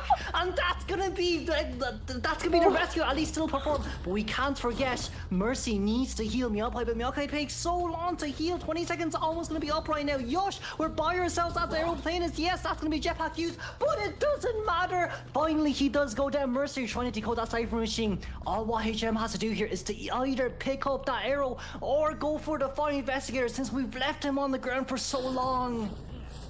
Oh my goodness, completely outplayed there. Everybody, really, this is falling down like that. He outmind game every single one of them, outplayed them, but coming into this in Chang, Kuro, how do you think this is gonna fare from Fool's Goal? But Chang? That's early as well. Heshen can just get rid of it immediately and catch up towards you. This is an instant. We're trying to maybe go towards the bridge there, but we do not see any shadows here just yet as the Meg stall there slowly vaulting out. Potentially speaking, maybe crouching with the bot might be the best idea as Adi now is getting away towards the backside of tent. However, Heshen will not be able to see that doll just yet. We're able to actually... Oh, well, never mind. We found her instantly as there goes down the bot. Oh man, Hunter's instincts is just natural, right? When it comes to where the bot is, Heshen able to accurately place the umbrella on top of Mechanic. Speed boost. We didn't get a hit there just yet, but we can get a hit instantly right after the pallet has been dropped down. This is nice about Woo-Woo's buff. Right after you change forms, you gain a 20% increase interaction and everything. But Adi, brilliant prediction there by herself. About 3 seconds left until our flywheel can be ready. Can we buy enough time here for ourselves? It seems like we can't, as flywheel was just ready on time. Not enough. This kite is just not enough. As we see, Adi will be chaired near Yuan's cipher. So Cypher progress will be interrupted. It's already slow, so this is just a bad scenario that we're seeing here. As you see, Mini Blue is also in the vicinity, ready for the rescue. Bot will be on the Cypher. I'm not too sure how this is gonna go. For now, things are still looking pretty optimistic for FT. That hit was a little bit early there. We can still teleport back from the umbrella, but it seems like we're not going to do so just at Heshen. We finally got that cancellation, but the blink down from that woo-woo is insane as the forward's rescue will be fully denied. With meteorologist coming around trying to go for back for rescue, but I think it'll be instantly after. Do we have enough time? Yes, we do, as the buy block came through just on time as well. But Mechanic, that slow vault might just be game changing for ourselves. It's a max presence Wuchan as of now. We're going to pick up that forward first and potentially speaking either look for that meteorologist or teleport towards Adi, but Adi can still self-heal with that doll. Okay. Adi lives for another day. Forward, Mini Blue, they will exchange seats on the same chair. Optimistic was definitely not the right word to describe FC survivors because this is just going downhill at this point. Kuga will be coming for the rescue. He's a full-blood one. Heshen was able to deny the first time. Will he be able to do so for the second time? We are able to get a rescue, but it's forward here with a full ball pull. I don't think that's enough as we want to play around for a little while longer, but nope, that will be the instant bell here to deny any more item usages, but at least we can now slowly but surely start healing. For FT, for the time being, healing comes with priority. We want to make sure we're at full health and not at half health, especially when this woo can ambush you. Yeah, and also I love how they do have all these cuts up their sleeves, right? They have been hiding all the way to the grand finals. Heshen with this Chang is just insane. He's been playing all his cards right, accurate umbrella placements. As you see, Adi will be coming in for the rescue. No tight turner though, and she's on her last legs as well. So both ideal people for Heshen to be seeing here. As we see, all of them has healed up. I wonder if Heshen knows that there's someone hiding behind 4-stop because he thinks he believes there's someone back there, but also at the same time I think he heard Mechanic decoding with the doll too. But we're changing targets here instead of looking for Mech. That's kind of a bad plan here from the side of UPDG, but it's okay for the survivors as we missed that charge that hit still having a bit more balls left to play, still having a pushback there that we can use around with, but nothing just yet as we will take that first sitting set, cancelling out our bottle here, and finally that's going to be another pushback right on our hands to use. It's almost 3 ciphers done, but Mech does decode really slow. Yeah, so that's the problem, right? The asset became a liability in a split second. As we see Yuan kiting for his life here, and Cyphers is just not enough. The 4th and 5th one has been worked on, but as we see Yuan able to glide down safely, and don't think she'll be able to hit up. Oh, he's able to. Oh, we're out on time with that flywheel. At least Mech has a ball, right? However, the only issue here now is I do believe that Aeroplanus has to at least rescue first after he finishes Cypher Machine, and a beautiful blink down from the side of Moru. Yeah, somebody needs to come for this rescue early on. Oh my goodness, this is that Terror Shock chair that we saw from the previous half of this round. Heshen has placed Meteorologist on that same chair. Let's see if he's able to get that revenge matchup for his teammates. As you see, Adi behind double story. I don't think we need to rescue, if I'm going to be honest, because we only need a one-man escape and no one kind of has tight turn anymore, no one has borrowed time as well. I think Heshen is just going to try and look to see if we can get to Nidus or not. But like, as long as we don't rescue, it's kind of allowing Mech to decode really fast. But that 49% Cypher Mission, we teleport over here instantly as well. We do have our Soul Siphon to use to catch up towards the chair. But I think for Kuga right now, our main priority will be to stall time as that 61% Cypher Mission is now slowly being decoded. But we're just so far away from the exit. Kuga needs to save his items at least for a little while longer. That's a jetpack over. We're going to try jetpack in. We dodged on the first normal hit as well. Finally, if we can come out, it would be nice as well. But it's okay. One normal tank hit is also good to meteorologist here by herself. 83% Cypher Machine. But 2 survivors that are injured. Kuga in a bit of a dangerous scenario, but it's okay. Flywheel is ready. Charge that hit. Finally came through. That's brilliantly done by our aeroplanist as Yuan is able to safely get out. Yeah, Heshen seems like he's in a little bit of a rush as we see the Terror Shock comes through. Mechanic, can she pop this Cypher? It will not matter because he doesn't have borrowed time. But you know what? I do think the pop here is good because now all we need to do is allow meteorologists to stay near this area and just get Mech to force push open that Cypher, well, exit gate. Yes, that is exactly the kind of gameplay we hope to see here from FC because one escape is all they need, Yuan. is gonna kite for his life here. They're already making use of this flywheel to negate that black bell. As we see him without items, able to place that pallet down successful against a black one. So Mechanic also made use of his flywheel to get nearer towards the gate there. 40% is on that gate. 50% Yuan will see the down here, unfortunately. 60, 70, and it should be enough.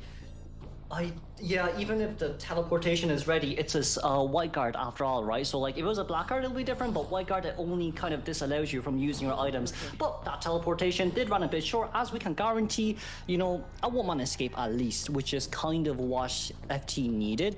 But this Wu Chang 3-man elimination was so exciting. So very exciting. He played his cards right.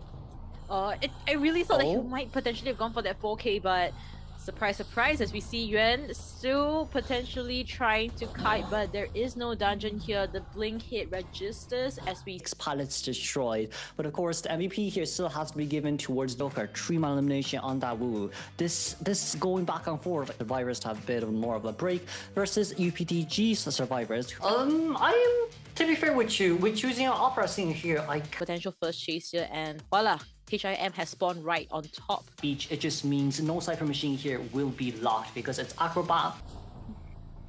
Right, so UPDG survivors on the back foot here. Let's see if they're able to get that comeback. As you see Malpai hiding it out, and it's working out for him for now though. So HIM is still trying to scout out where Malpai is exactly. A slow vault on the first level, we saw that, and HIM still unnotified but able to spot him out now. Malpai did a really good job with hiding there, but I feel like from HIM's... Oh, that's hit right over the pallet. We didn't win that pallet mine game, unfortunately. Yeah, Malpai will just rotate upwards now.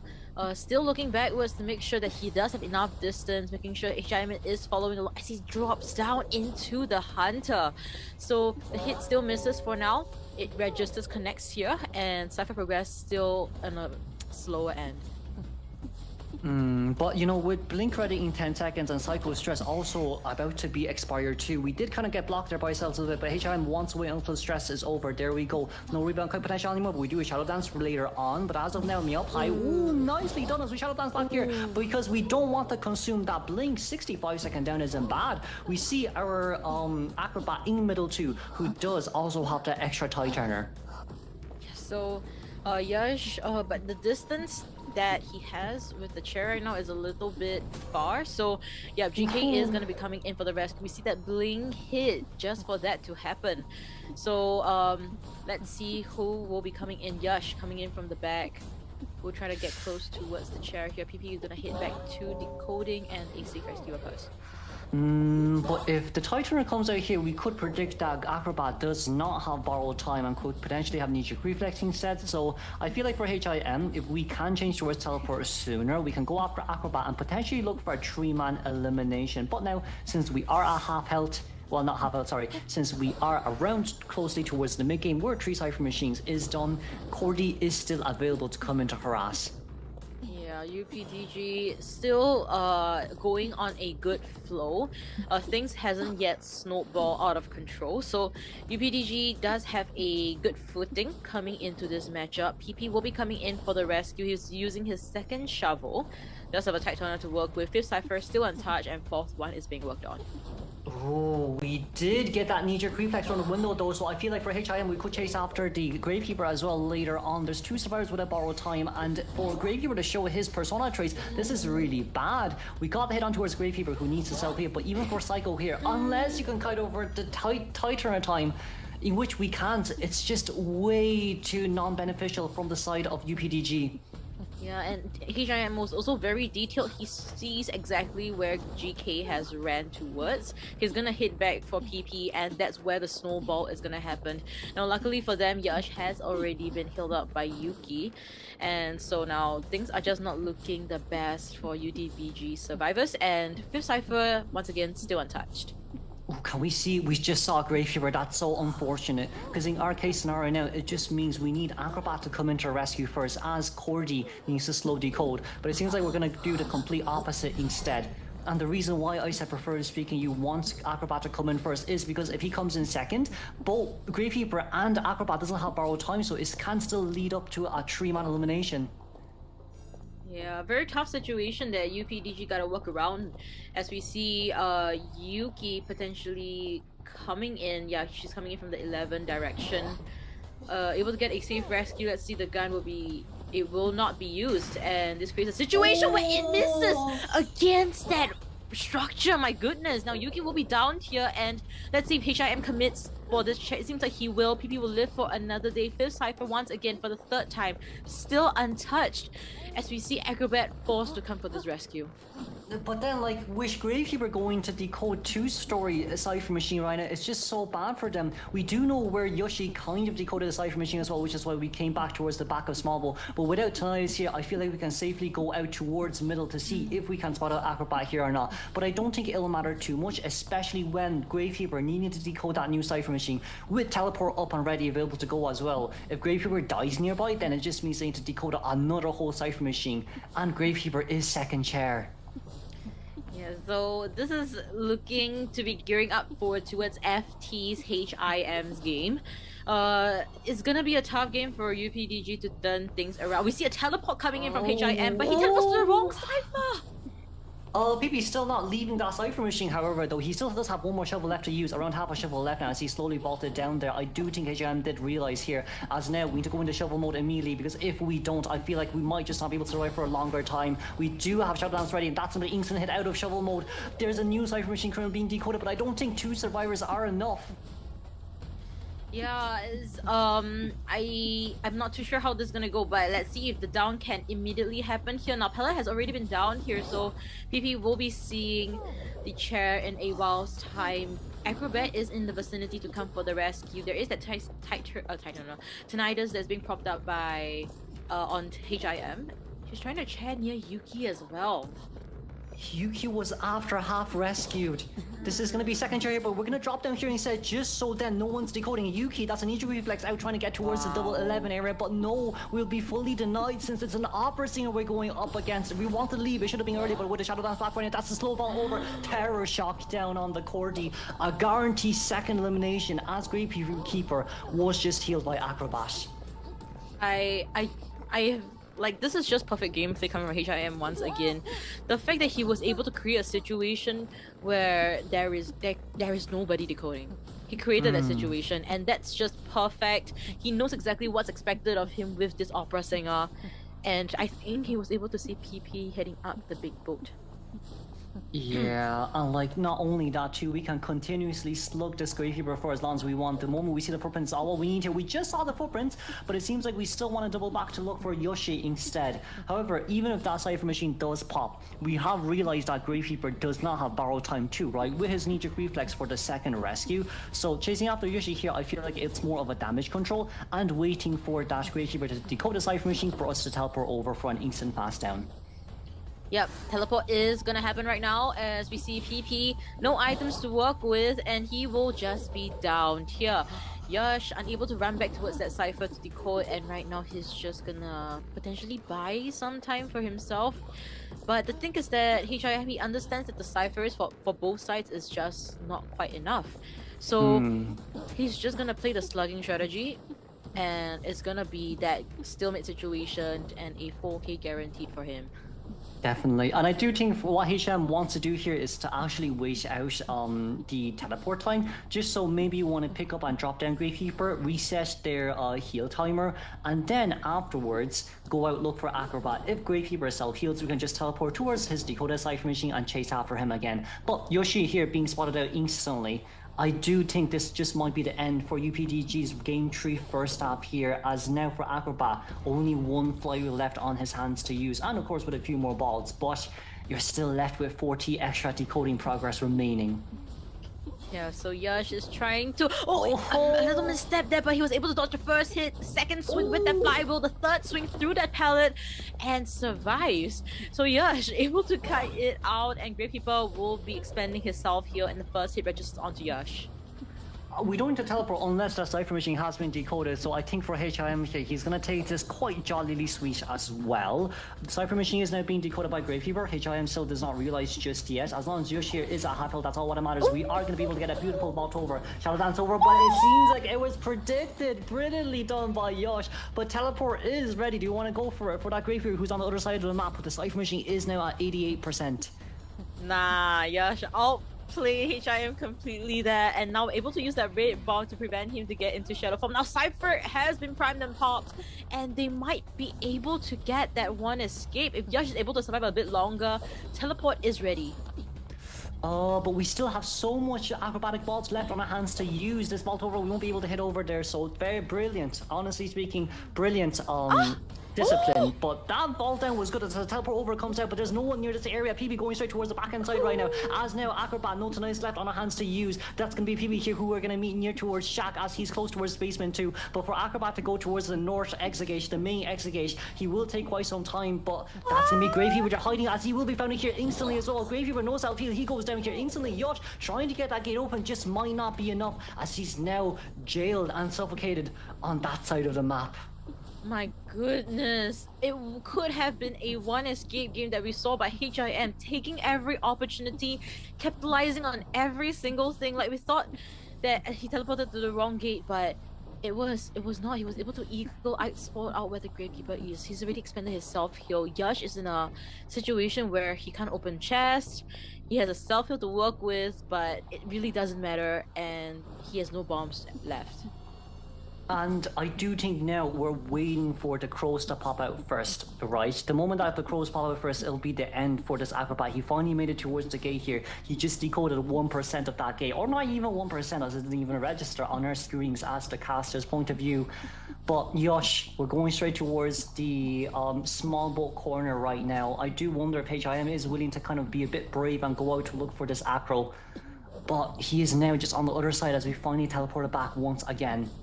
Yeah, I feel like he's a little bit scared as well because the dungeon is in this vicinity. As long as he's able to hold PP, he should be fine. But he's just gonna chair PP for now.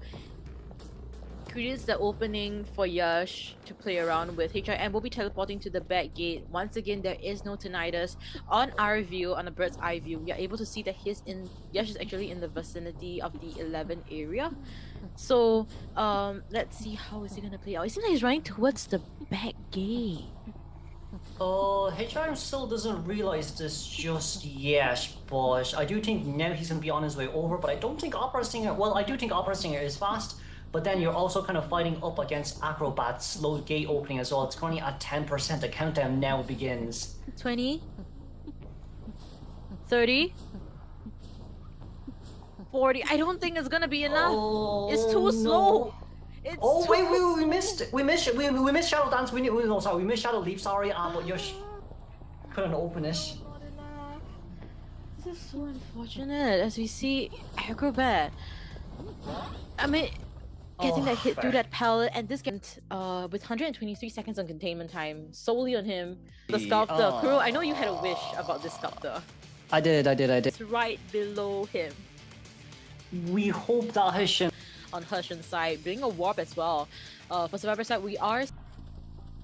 Okay, Sculptor, that's gonna be first chase here for Yuan, who's already walking and crouching and hiding. We did not bring quenching effect here, so for Yuan right now, seeing where the Sculptor is going to come from, the main point here is to dodge the statues as much as we can, and so that's going to be the first set dodge, second dodge, second set, didn't dodge it, but that's an elbow pad on his hands.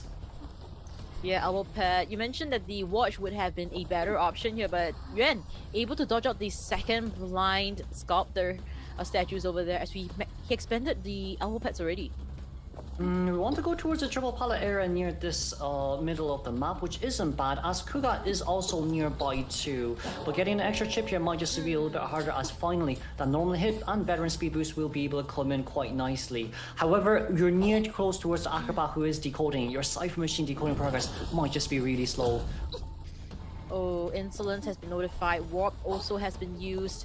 All items have been used, and Yuan able to fly with the basic hit. But is he able to get into this pallet? It seems like he will not be able to, and there will be a fast down into this matchup. And Cypher's just not quite enough. It's a brilliant early game from the side of our Sculptor for Court Commissioner's Tree as we finally judge this lucky guy to be guilty on the chair. But since he is guilty, that just means no one is going to be willing to rescue him. We can, potentially speaking, look for the cell, just so we don't face up against a max present Sculptor right after we popped open our 2.5 cipher machines. Yeah, let's hope all the ciphers do pop up, because the main goal for FT right now is a one escape. Heshen is trying to scout out where Mini Blue or whoever is nearby. As you see Mini Blue able to crouch down, but Heshen spots out Mini Blue getting the first chip already and a basic hit combined. This is really bad because that's a beautiful double statue down as Adi here wants to come in for the rescue. This seems like we might be able to return a double formal elimination back Heshen. That's so much pressure being taken on him as well, but now for Adi, we're one chip away from getting double hit down. We've no statue left on our side to do, but that's going to be a rebound statue there, and that's a good rescue for our Embalmer. But for Heshen right now, he knows he can't leave the lucky guy by himself, so just allows Embalmer to go heal the first officer, and everything starts from zero again. Oh my goodness, really keeping me on the edge of my seat here as we see Adi able to get that first chip damage, healing up Mini Blue at the same time. So let's see how much healing can happen here. Acrobat is not pushing the ciphers, everything's on standstill. Alright, the 5th cipher has been touched.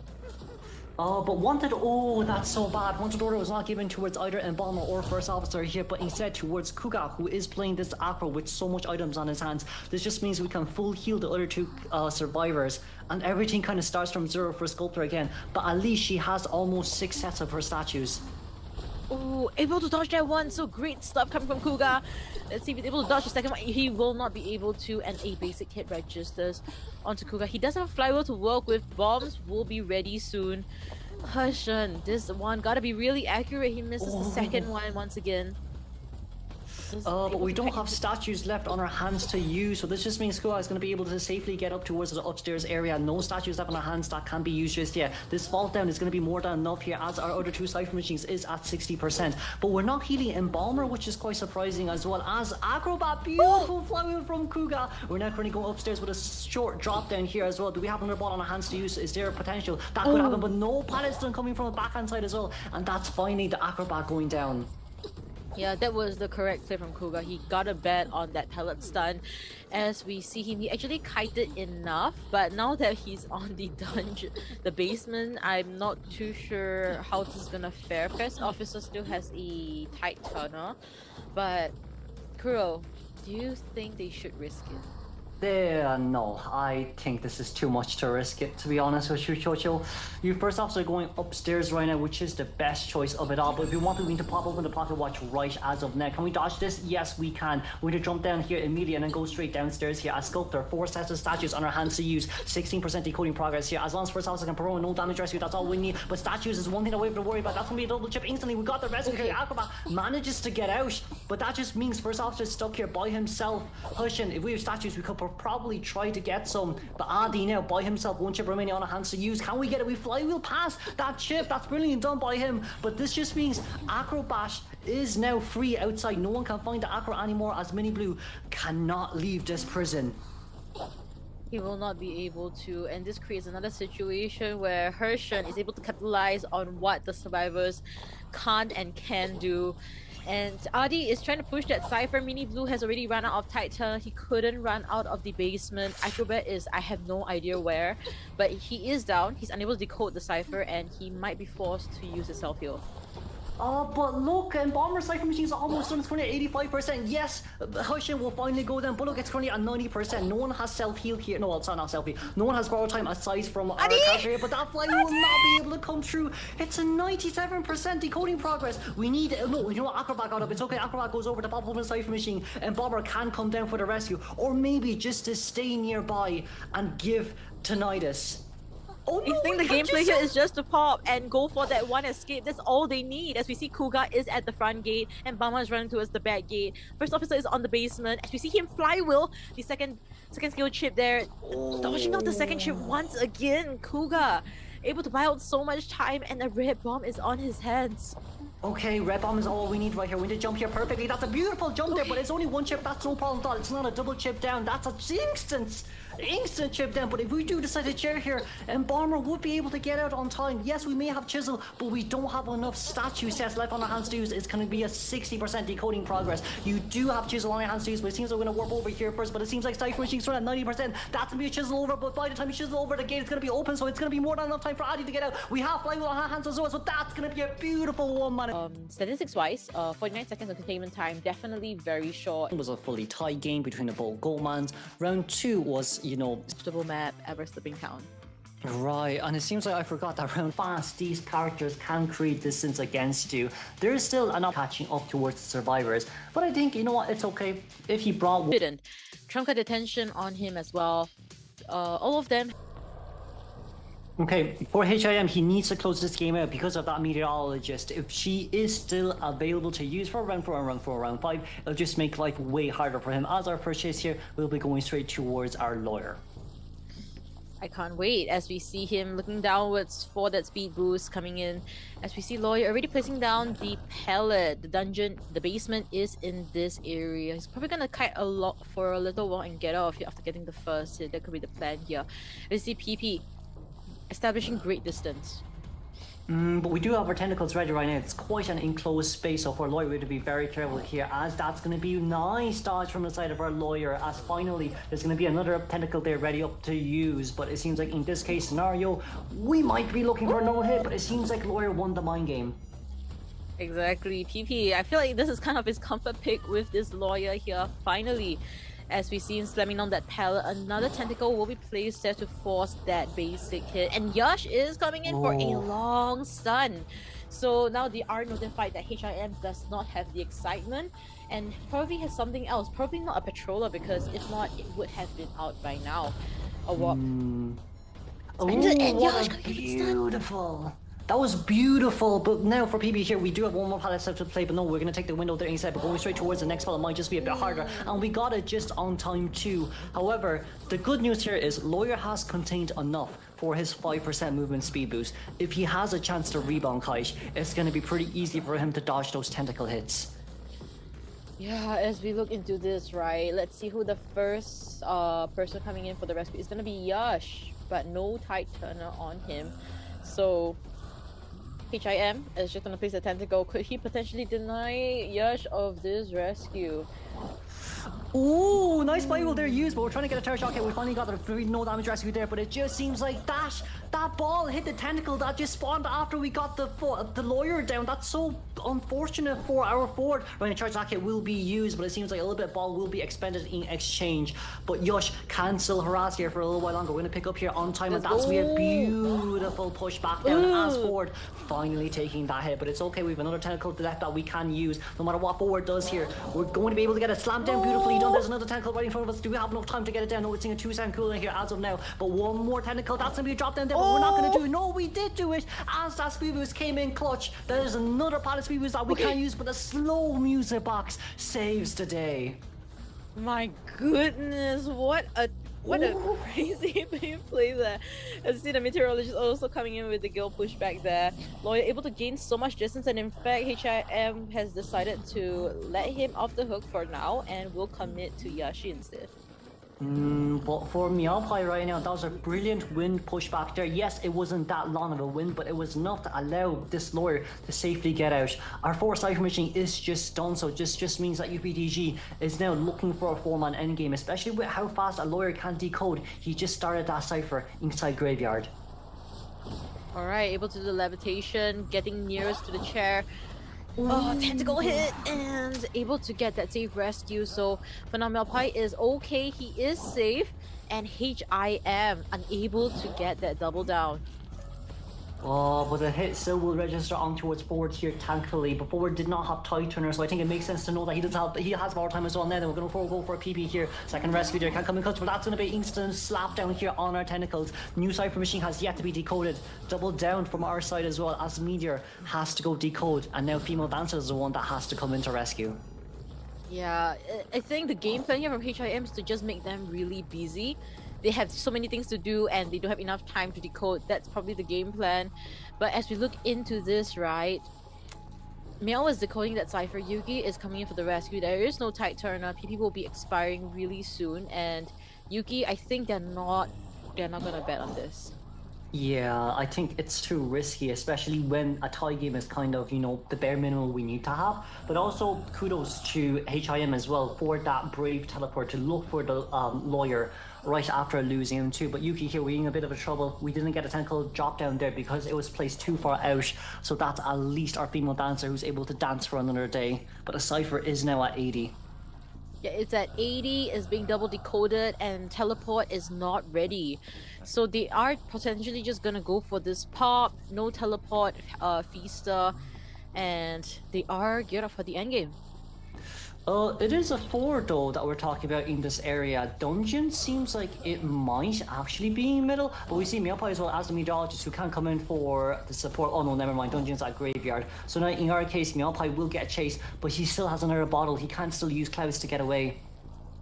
Yeah, I think everything is working out towards UPDG's favor. If the miracle we were talking about is this, then we should be expecting, as we see the gate being open already. Yash on the back foot, he was unable to flywheel as well. That's very unfortunate because if we were able to get towards the gate on time, that's Miaopai one cloudy wind to go out of the corner house and then straight towards Dungeon that's close towards graveyard. But in this case, that teleport kind of saved HIM as well, just about on time, as Miaopai is going to be able to get out, but it's a tie game which isn't enough for UPDG. The moment he downs the lawyer, the foe is going to be up again. And it's just going to be a UPDG Hunter Heshen is able to get a 3k. Aside from Mercenary, none of the other survivors on this kind of, yeah, all of this are not going to be good first chase. Alongside with Blink, and of course, it's going to be solo tie turning here on Mini Blue as the Mercenary. Let's see who he goes for, picking your poison here. Heshen, a lot of bad choices because, you mentioned the kiting terrains here, but Yuan able to effectively use this one window area, and that's all he honestly needs. As we see him vaulting over and still missing that spike. Oh no, we still got it, it's okay, but like that's only one spike out of 2 right now, it's 20 seconds in towards the game. Not only that too, we changed towards... Okay, he vaulted in just to use the ball, but at least he's in a safe area now at the 11. There is that window, there is a pallet if he becomes human form. So there's the insurance that Yuan is going for here, playing around this area, and it seems to be it's working out for him. We are seeing the trap, but it's kind of misplaced in some sense. Yeah, I mean it is a good trap that's being used, but it's just that it should have been done when the pallet has been dropped down, just so we can guarantee that trap usage. But double spike here did just barely land on towards the lucky guy. He does have a fly weapon on hands to use, but Blink cannot be avoided. Unfortunately, this is a 65-second down. But still though, if we look into the ciphers, it's still on the healthier side, around 2.5 that's been decoded, and Mini Blue cipher will be interrupted. So, but he's gonna come for the rescue, so it still should be fine. Let's see if Heshen is able to force an early rescue. Oh, we just missed that spike. If this is a no damage rescue, that'll be really good from the side of survivors. But there we go, lucky guy, one spike on his hands to use. That's not, did it land? Oh no, and we missed a trap on lucky guy. We have a flywheel left to use. This trap comes out, lucky guy immediately flywheels, and we could have a potential really nice ribbon kite, but it seems like Heshen wants to play around. Beautiful flywheel from the side, lucky guy. We can vault over this window right here and get straight towards the next nearest pallet, but the pallet mind games is going to be crucial. But no, Yuan is not playing with you. There's no games to be played today. All what we want to do is to get out of the containment areas, decoding areas, and straight towards this window. Oh my goodness, I feel like Heshen got a little bit greedy there, trying to get both of them having those psych damage, right? But in the end, none of them got it. And Yuan is finally down, like way after the Titan has already ended. As we look into this, 2nd minute into the game, and 3.5 ciphers have been done. We can't stay around this chair anymore. Kuka's decoding the cipher machine at 39%. Prisoner being a cipher machine pusher as well on the other side of the map. He's not at the best place possible, right? So potentially speaking, we want to push Prisoner cipher first, but Mini Blue at full health. Still so much time we can play around here, but no, we're going to go for the instant elbow pad, instant rescue here, just so we give no more potential double downs for this wheel. Yeah, just giving 0 opportunities, right, from the side of FT. As we see Yuan kiting for his life here, missing that swing, unfortunately. Yuan able to avoid that trap, but this trap still reaches on him. No flywheel to negate that this time around, as we see the last 2 ciphers at a super healthy rate. we just heard Max Presence being opened there as well. I think Heshen thought that he opened Max Presence because of, you know, the progress bar of down below 2, thanks to Insolence. But that was a curse that's been placed upon him, which is why he changed towards, you know, human form right after getting one spike on. Now, one last cipher mission remaining, one at 69% here, in which Adi was decoding. And it just seems like Mini Blue opened a completely new one that's already at 35 and a normal kick. Why? Why? Oh, I don't understand why. As we see, Mini Blue is pushing that 6 cipher. He's trying to prolong the game as much as possible, right? I get the idea from Heshen, but now he's in the... Oh my goodness, now Mini Blue is able to kite well without... I mean, using the last apple pad. Now he has no items to work with. Maybe he should open a chest so that he has a better endgame standing. As you see, Adi just in the vicinity to decode that cipher if Heshen decides to commit to someone at the other side. It's so bad for Heshen right now because he doesn't see any of the other few survivors, so he can't predict whether or not they've borrowed time or not. So now that's going to be a double immediate pessimistic spike. That's going to be a nice patient here from the side of Mini Blue as he will go down without any items left. But see on the map right now, it is currently Kuga who's pushing the cipher machine for that prisoner, as now prisoner cipher machine at 84%. Kuga can't just come in here immediately to perform the rescue. And let's not forget, the one with borrowed time is Merc, who chased after the wrong character. Oh no, SPC Kuga coming in for this rescue. It should be okay. Unless Kuga really messes up big time here, I don't see anything. As we see Antiquarian also flywheels and do that hit back twice. Mini Blue will still get that hit, but the cipher has already been prime, Kuro. What can Heshen do? He needs at least a 3k. Oh, for now we need to get as much spice on ourselves as possible from the side of Mercenary. We've 12 seconds remaining on the hands until Pessimistic is ready before Merc right now. That spike did not yet just land. Mini Blue's tanking up so much pressure from the side of this breaking wheel. Breaking wheel also trying to get as much as we can, but we're panicking now. We changed towards the wrong side. We didn't get the Pessimistic on towards that Merc. And Merc is such a great area here. The trap will be denied as Mini Blue, no items left, no dungeon nearby, but the gate is currently open from the side of FT as they will guarantee their tie game to win up against the upper dogs, as UPDG will have to change their name after this matchup. The winners will be FT, as we will congratulate them once again for winning IVT Southeast Asia 2025. Congratulations, Team FT. As the defending champions of IVC, they have once again won against all odds. Switch up in teams in Survivor. So unfortunate as well for Heshen as well, because he's been performing so well too. It's just next level. Yes, it is very energy, positive vibes, and of course to our but for match 3 it will be a completely different scenario where game 1 was tied quarterfinals. As you can see, it was a top 8 teams, then for semifinals the top 2 teams up.